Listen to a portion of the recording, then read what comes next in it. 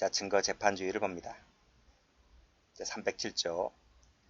자, 범죄 사실의 인정은 증거에 의하여야 한다 라고 되어 있고, 그리고 사실 인정은 합리적인 의심의 여지가 없을 정도의 증명에 의하여야 한다 라고 되어 있습니다. 자, 밑에 증거 재판주의 설명되어 있고요. 사실 인정 설명되어 있고, 여기 보시게 되면 증거 능력이 있고, 그리고 적법한 증거 조사를 거친 증거만을 말한다고 되어 있습니다. 그래서 위법 수집 증거는 증거로 못 쓴다는 것이죠. 자, 그리고 나머지 건 보시고, 증명이라고 하는 것은 여기 법관으로 하여금 합리적 의심의 여지가 없을 정도의 확신을 갖게 했을 때 증명되었다 라고 보는 거죠. 구별 개념으로서 소명이라는 것도 있는데 그건 읽어보시고 다음 페이지 갑니다. 자, 소명 관련된 판례 하나 봅니다. 자, 중간에 보면 소명 자료 나와 있죠. 단순히 소문을 제시하는 것만으로는 부족하고 적어도 검사가 증명활동이 현실적으로 가능할 정도로 구체성을 띄어야 소명이 되었다라고 보는 겁니다. 자, 만약 이런 소명자료 제시가 없거나 신빙성이 탄핵됐을 때에는 허위사실 공표죄 책임을 져야 한다는 것이죠. 자, 증명의 방법에는 엄격한 증명이 있고 자유로운 증명이 있거든요. 자세한 것은 뒤에서 배우도록 합니다. 이 엄격한 증명이라는 것은 뭐냐면 증거 능력이 있고, 그리고 적법한 증거조사를 거친 증거에 의한 증명을 말합니다. 근데 가운데에 고라고 돼 있죠. 고라고 돼 있잖아요. 그래서 플러스입니다. 그래서 증거 능력 and 적법한 증거조사, 이 두 가지를 모두 구비했을 때 엄격한 증명이 되었다고 보는 거죠. 만약에 두 가지가 다 플러스가 되어야 하는데 어느 하나를 갖추지 못했잖아요. 그랬으면 그건 자유로운 증명이면 족하다는 것입니다. 그래서 밑에 보시면 증거 능력이나 이나잖아. 오하죠. 오와 증거 능력이나 또는 적법한 증거 조사를 거치지 않은, 즉 둘 중 안에 하나가 없거나 두 가지가 다 없거나에 의한 것은 자유로운 증명이면 족하다는 것이죠. 자, 그렇게 일단 개념 파악은 하시고, 자, 양자의 비교입니다. 자, 양자는 증거 능력 유무, 증거조사 방법에만 차이가 있을 뿐이지 심증 정도에는 차이가 있는 것이 아니기 때문에 양자 모두 다 합리적 의심 없는 증명 또는 확신을 요한다는 점은 똑같아요. 똑같고 차이가 있는 것은 증거 능력 유무 그리고 증거조사 방법에만 차이가 있을 뿐이다. 이렇게 보시면 될 것 같고, 마지막에 양자 모두 합리적 의심 없는 증명, 확신을 요한다는 부분 기출된 적이 있습니다. 그래서 이 부분 정리해 두시면 돼요. 자, 그러면 증명의 정도를 봅니다. 여기 보시면 유죄 증거는 단지 우월한 증명력을 가진 정도로서는 부족하고, 우월한 증명력 갖고는 안 된다는 거예요. 어떻게 돼야 된다? 합리적 의심할 여지가 없을 정도의 확신을 가질 때 유죄 증거로 할 수 있다는 얘기입니다. 자, 그 다음도 똑같이 반복되고 있습니다. 합리적 의심할 여지가 없을 정도가 되었을 때 유죄로 할 수 있다는 거죠. 그리고 합리적 의심 없을 정도이면 되지 모든 가능한 의심을 배제할 정도까지는 아니라는 겁니다. 거기까지는 요구하는 것이 아니라 그냥 합리적 의심 없을 정도이면 족하다는 거예요. 그 다음 이 합리적 의심이라고 하는 건 뭐냐면 밑에 이것도 기출입니다. 자, 논리와 경험칙에 의할 것 동그라미 1번. 두 번째는 피고인에게 유죄 정황을 사실 인정과 관련해서 파악한 이성적 추론의 그 근거를 둘 것. 그렇죠? 이 두 가지면 된다는 겁니다. 되는 것이지 밑에 보시면 단순히 관념적인 의심이나 추상적인 가능성에 기초한 의심은 여기에 포함되지 않는다까지 정리를 해두세요. 다 기출입니다.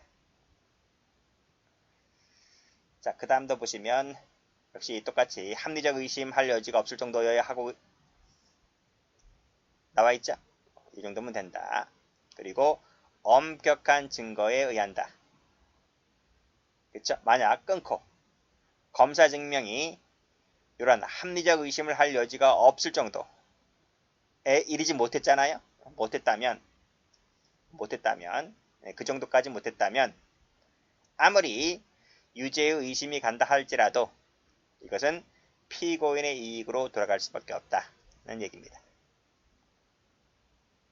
다음 요 끊고 여기서 끊고 자 밑에 요 간접 사실에 있어서의 인정은 역시 합리적 의심을 허용하지 않을 정도의 증명이어야 한다는 것이죠. 여기 동그라미 1번. 두 번째, 그 하나하나가 상호 모순 조촉이 없어야 한다. 동그라미 2번. 마지막으로 논리와 경험칙, 과학 법칙에 의해서 뒷받침되었을 때 요 간접 증거가 증명력을 가질 수 있다는 얘기입니다. 됐어요? 즉 간접 사실이 증명력을 가지려면 첫 번째, 합리적 의심을 허용하지 않을 정도의 증명일 것.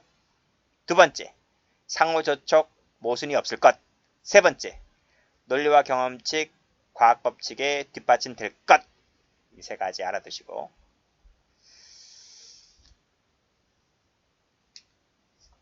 다 기출이에요. 많이 반복해서 보세요. 자, 그럼 다음 페이지 가서 자, 엄격한 증명의 대상이 되는 것들. 여기가 아주 시험에 잘 나옵니다. 첫 번째, 이 범죄 사실 같은 경우에는 엄격한 증명을 요합니다. 이 범죄 사실은 구속요건 해당성 플러스 위법성 플러스 책임을 말합니다. 우리 형법 시간에 다 배우죠? 형법을 배우지 않는 분들은 약간 어려울 수가 있는데 뭐 이런 것까지 또 일일이 설명하면 양이 무척 많아집니다. 그래서 일단 이렇게만 필기를 해두시고 자, 그럼 첫 번째 구속요건 나와 있죠? 구속요건 할 때 요 구자입니다. 구속요건 해당 사실은 구속요건이 두 가지가 있거든요. 객관적인 요건이 있고 밑에 보시면 주관적 요건 나와 있어요. 전부 다 객관적이든 주관적이든 구속요건 해당성에 포함되기 때문에 전부 다 뭐다? 엄격한 증명을 요합니다. 요 객관적 구속요건 요소에 보면 우리 형법 시간에 배우죠? 주체, 객체, 행위, 그 다음에 결과. 이 행위와 결과 사이에 있어서의 인과관계, 일시, 장소 이런 것들이 전부 다 객관적 구속요건 요소죠. 전부 다 엄격한 증명을 요합니다. 야간 주거 침입죄에 있어서 언제 해가 뜨고 해가 졌는지 엄격한 증명을 요합니다. 교사범이 되려면 교사했다는 사실이 증명돼야 하겠지? 뇌물죄가 되려면 수뢰액이 입증돼야 하겠지? 이런 것들이 전부 다 엄격한 증명을 요합니다. 속된 말로 엄격한 증명이라 하는 것은 깐깐하게 증명한다 이렇게 보시면 돼요. 자유로운 증명은 그 정도까지는 깐깐하게 할 필요 없고 설렁설렁해도 증명해도 된다 이 얘기입니다. 자, 또 밑에 보시면 알리바이가 존재하지 않는다고 하는 점. 네가 말한 얘기가 안 맞잖아 임마. 네 어제 뭐 했어? 어제 뭐 했대? 근데 그걸 확인해 보니까 걔가 그때 거기 없었어. 근데 이 새끼 거짓말하고 있는 거야. 그렇잖아요? 그러니까 이런 것들을 증명하려면 깐깐하게 증명해야 됩니다.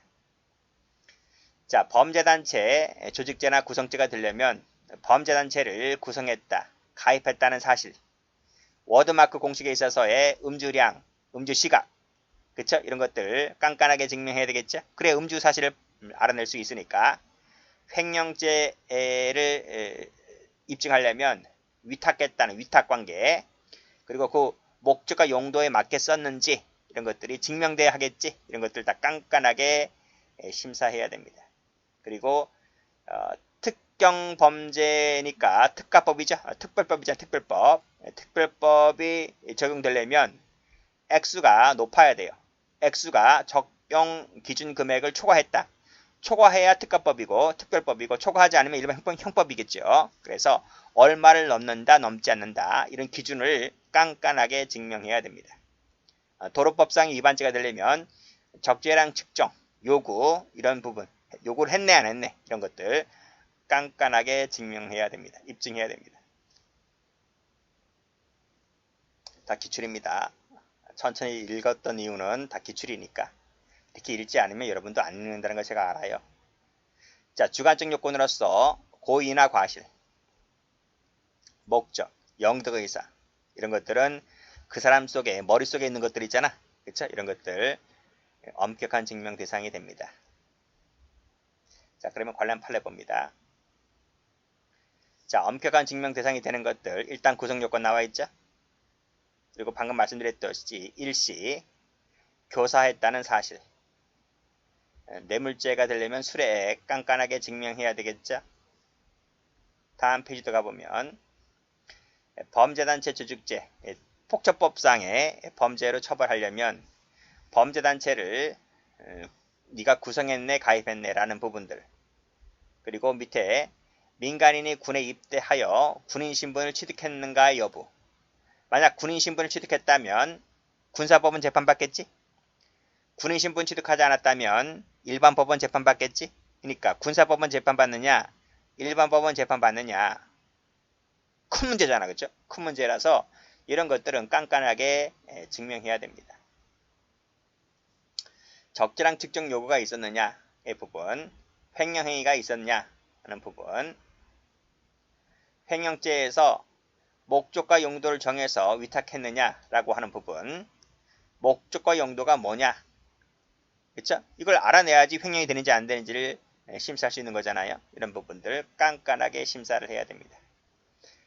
횡령한 금액이 5억이 넘어버리면 특별법 되겠죠. 그리고 형량도 크겠고요. 그 금액을 넘었냐 안 넘었냐. 명예훼손죄가 되려면 전파 가능성이라는 것이 있어야 되거든요. 전파성이라는 부분인데 이 전파성이 입증이 되어야 명예훼손죄가 되는 거예요. 전파성이 입증이 안 되면 안 되는 거잖아요. 그래서 이건 명예훼손죄가 되고 말고의 문제라서 깐깐하게 심사를 증명을 해야 됩니다. 마찬가지고요.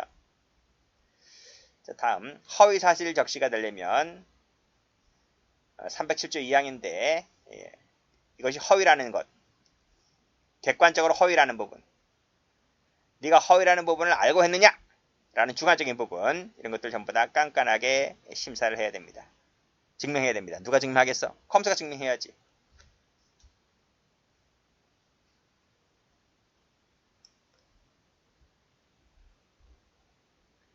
아직 안 봤어요. 앞에 아직 안 봤어. 자, 1번 다시 한번 가보세요. 1번 여기까지 구성요건 해당 사실은 깐깐하게 증명한다 그랬죠. 그 다음도 잘 나와요. 그 다음도 보면 근데 증거 능력이 없는 증거는 어떻게 될 거냐. 증거 능력이 없는 증거는 간접 사실로도 못 써먹어. 보조 사실 인정 자료로도 못 써먹어. 이거는 하드 쓸모짝이 없다는 거야. 그쵸? 이런 것도 기출된 적이 여러 번 있습니다. 됐고, 자, 이건 간접사실 할 때 말씀드렸죠? 이런 간접사실을 피고인이 당연히 부인하겠죠. 오리발 내밉니다. 오리발 내민다면 그때는 이 간접사실로 증명할 수밖에 없는 것이다 는 거죠. 나머지는 다 봤어요. 여기까지를 객관적 구성요건을 받고 주관적 구성요건 봅니다. 공모라든지 모의라든지 주관적 구성요건 요소죠. 여기도 마찬가지고요. 전부 다 깐깐하게 증명합니다. 엄격한 증명이라는 겁니다. 마찬가지고 여기도 범위죠. 깐깐하게 증명합니다. 목적 마찬가지고 여기 목적 마찬가지고 합의 마찬가지고. 됐나요? 깐깐하게 증명하는데 대부분 다 뭐다? 부인한다고요. 그때는 간접사실을 증명한다. 여기도 부인하죠. 그랬다면 간접사실을 증명할 수밖에 없다는 것이죠. 자, 됐고. 자, 다음 페이지 갑니다. 자, 위법성 책임도 앞에서 말씀드렸잖아. 범죄 사실은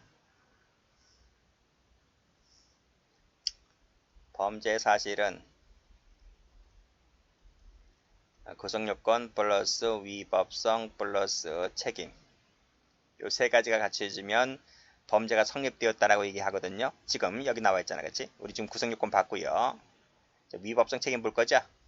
요거 깐깐하게 증명합니다. 즉 엄격한 증명을 요한다는 거예요. 자, 밑에 보시면 위법성 책임 관련된 사실 나와 있죠. 그래서 밑에 깐깐하게 증명한다. 엄격한 증명을 요한다. 원칙이. 그래서 위법성 책임 관련해서는 조각사유라고 하는 걸 배우는데 이 조각사유가 없어야 돼. 이게 있으면 위법성이 X가 되거나 책임이 X가 되는 거거든. 그래서 각종 조각사유가 없다는 것이 위법성이 인정되는 것이고 책임이 인정되는 것이니까 이 조각사유가 없다는 것이 없다는 부분을 검사가 깐깐하게 증명해야 됩니다. 즉 정당방위 긴급피난이 위법성 조각사유잖아요. 이런 것들이 없었다는 것을 깐깐하게 증명한다. 책임 조각사유, 그렇죠? 뭐 14세 미만자라든지 아니면 뭐 심신미약자라든지 이런 것들 깐깐하게 증명해야 됩니다. 근데 예외가 있습니다. 체크합니다. 그 예외가 뭐냐면 엄격한 증명이 아닌 자유로운 증명으로 족하다는 것이 두 가지가 있는데 뭐 형법 배우신 분들은 알겠지만 우리 명예훼손죄 310조거든요. 310조. 형법 제 310조인데 형법 310조에 있어서 이 위법성 조각사유가 있어. 그것이 명예훼손이라 할지라도 그 명예훼손적 발언이 진실하고 공공의 이익을 갖추었다면 위법성이 조각됩니다. 그 죄가 안 돼. 명예훼손이라 할지라도. 그렇죠? 여기서 진실성. 내가 진실로 했다. 공익을 위해서 했다. 이 두 가지는 자유로운 증명이면 족합니다. 왜 그럴까요? 이것은 검사가 증명하는 것이 아니라 피고인 본인이 증명하는 부분이라서 피고인 본인은 법을 잘 모르잖아. 그래서 자유로운 증명이면 족하다고 보고 있습니다. 판례 나와 있네요. 여기 판례, 진실, 공공 요 두 가지는 뭐다? 피고인 본인이 증명하는 것이라서 엄격한 증거일까지는 필요가 없다는 것이죠. 그래서 시험 잘 나와요. 여기를 색깔 하시면 돼요. 자, 제가 지금 방금 뭐라 했습니까? 여기 구성요건 해당성, 위법성, 책임은 범죄 사실이라서 엄격한 증명을 요한다 했는데 범죄 사실은 아닙니다. 범죄 사실은 요 세 가지만을 말합니다. 그런데 플러스 그 다음 배우는 것이 우리가 처벌 조건이라고 하는 걸 배우잖아요. 근데 처벌 조건은 범죄 사실이 아니에요. 아님에도 불구하고 처벌 조건이 이 형벌권 발생 관련해서 연결이 되어 있다면 이것도 깐깐한 증명을 요한다는 거 합니다. 그걸 봅니다. 여기 나와 있지, 처벌 조건. 이것도 엄격한 증명을 요한다는 거야. 그래서 이 처벌 조건 관련된 것이 친족관계 있거든. 친족관계가 존재하냐 존재하지 않느냐. 그래야 절도로 처벌할 수 있고 안 할 수 있거든. 그래서 친족 상도례에 있어서 또는 증거인멸죄, 범행능력죄에 있어서 이 친족이냐 아니냐라고 하는 부분은 깐깐하게 심사를 해야 된다는 겁니다. 사전수뢰죄에 있어서 공무원 중전이 되었느냐 되지 않았느냐. 되었을 때 공무원이 되는 거잖아. 그래서 이 되었다는 부분이 객관적 처벌 조건인데 이것도 깐깐하게 심사를 한다. 증명한다. 파산범죄에 있어서 파산 선고가 확정되었느냐 안 되었느냐 이런 것들 지금 밑줄 걷지 이거는 객관적 처벌 조건이라서 사전수뢰죄에서 되었다는 것이 객관적 처벌 조건이고요. 나머지는 요거는 인적 소멸 사유와 관련되어 있는 거잖아요. 요 부분은 처벌 조건이라서 엄격한 증명을 요한다고 합니다. 자, 그 다음 볼 것이 형벌권의 범위 관련된 부분인데요. 요 가중, 감면 관련되어 있는 부분은 깐깐한 증명을 요합니다. 그래서 누범, 가중사유죠. 상습성, 가중사유고 심신미약은 감면사유죠. 중지미수에서 자의성이라는 부분도 감면사유고 불능미수, 자수자복 전부 다 감면사유들입니다. 이런 것들은 엄격한 증명을 요합니다. 그런데 여기에도 예외가 있다는 거예요. 요 밑에 심신장애 유무 정도인데 이거는 이제 유무나 정도는 법관이 판단하는 부분이거든. 법률적 판단이라서 이것은 자유로운 증명이면 족하다는 겁니다. 상실이었느냐 미약이었느냐라고 하는 부분은 자유로운 증명이면 족하다. 외우실 수밖에 없는 거예요. 그렇게 정리해 두시면 돼요. 그래서 여기도 외울 거랑 같은 색깔로 이렇게 색깔 칠하면 됩니다. 여기 색깔 칠했지? 여기 색깔 칠했지?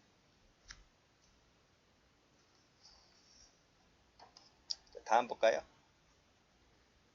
자, 몰수 추증인데 이 학설은 엄격한 증명을 요한다고 보고 있네요. 근데 학설은 시험 안 나와요. 그래서 여기서 끌떡 끊고 판례는 뭐라 하고 있냐? 판례는 몰수 추증에 대해서 자유로운 증명이면 족하대. 그래서 여기를 세모칠게요. 아시겠어요? 세모칩니다. 학설 말고 판례를 공부하세요. 판례는 자유로운 증명이면 족하다. 다음 페이지 가보죠. 여기 몰수 추증 나와 있죠? 세모치시고 엄격한 증명 밑 찍으시고 X. 그래서 여기를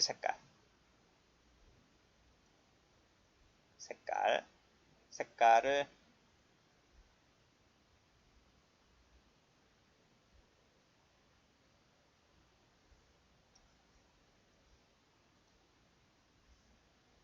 이렇게 할게요.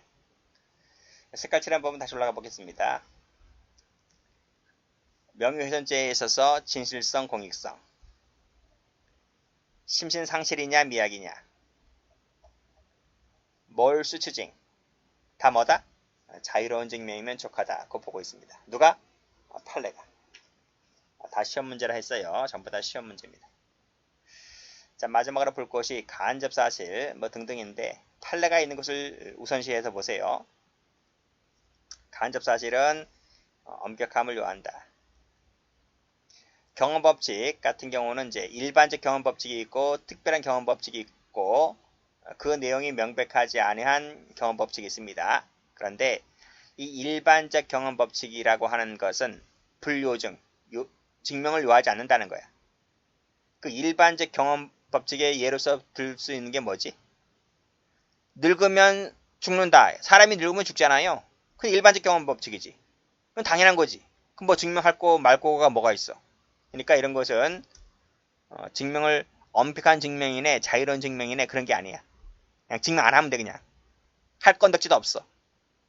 따라서 니은 체크. 증명을 요하는 것은 이 특별한 경험법칙 그리고 내용이 명확하지 아니한 경험법칙 요것만은 뭐다? 깐깐한 증명을 요한다. 그거 보고 있습니다.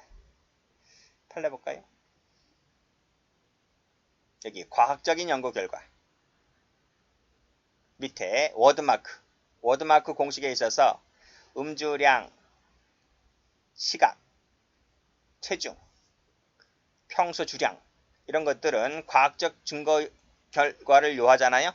워드마크 공식 해야 되니까 그래서 이런 것들은 깐깐하게 심사를 한다. 이렇게 보시면 되겠어요. 여기도 과학적 얘기 나와 있죠. 과학적이란 말 나오면 깐깐한 증명, 엄격한 증명을 요합니다. 자, 법규 보죠. 법규에서 법규 전부와 그 내용은 불요증으로 보는데 2번 체크. 역시 법규 내용이 명확하지 않죠? 그게 외국법인지 아닌지. 이럴 때는 엄격한 증명을 요한다고 봅니다. 그 판례 나와 있네요. 여기 6조 단서 나와 있지 형법에.